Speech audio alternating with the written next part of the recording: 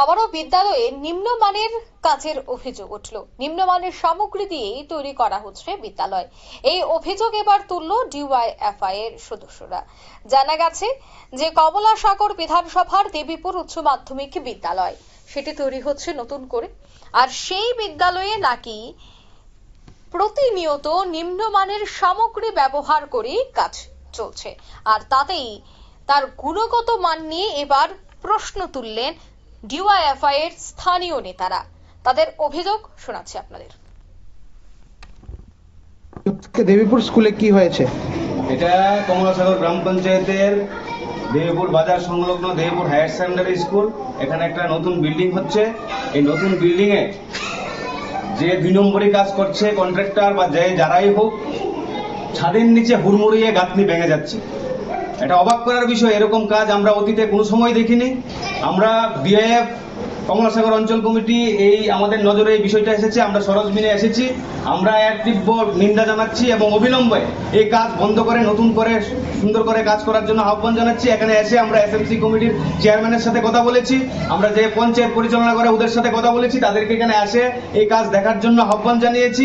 আমরা ডিএফ বিগত কয়েক বছর ধরে যে অভিযোগ আমরা তুলছি যে এই রাজ্যটা দুর্নীতিতে, এই প্রশাসনটা জর্জরিত, তা আজকে দিনের আলোর মতো স্পষ্ট। গত 5 তারিখ আমরা ডিএম অফিসে অভিযান করেছিলাম এবং 3 দফা দাবির মধ্যে একটি মুখ্য দাবি ছিল দুর্নীতি। এটা আপনারা দেখছেন, আপনারা এখানে বালু দিয়ে ইট বসিয়ে চলে যাচ্ছে, এখানে সিমেন্টের কোনো গন্ধও নেই।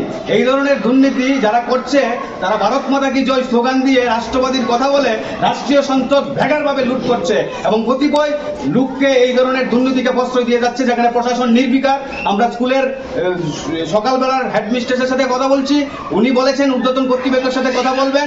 এখানে ভয়ে কেউ কথা বলছে না। আমরা ডিএফ কমলাসাগর অঞ্চল কমিটি আজকে সকালবেলা সমাগত হয়েছি। যতক্ষণ না পর্যন্ত এর সৎ বিচার হবে ততক্ষণ পর্যন্ত আমরা আন্দোলন চালিয়ে যাব এবং বৃহত্তর আন্দোলন করবো। এই কাজ করতে আমরা দেব না। আপনারা শুনলেন তাদের এই অভিযোগ। বিদ্যালয় নির্মাণে নিম্নমানের কাজের অভিযোগ উঠেছে ঠিকাদারের বিরুদ্ধে।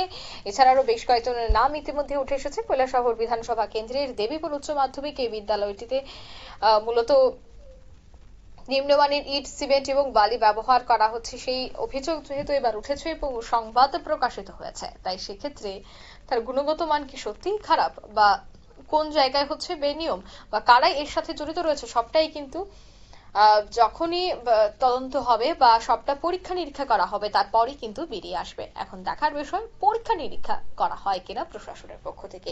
নিয়ে নিচ্ছি ছোট্ট একটি বিজ্ঞাপন বিরতি, সঙ্গে থাকুন।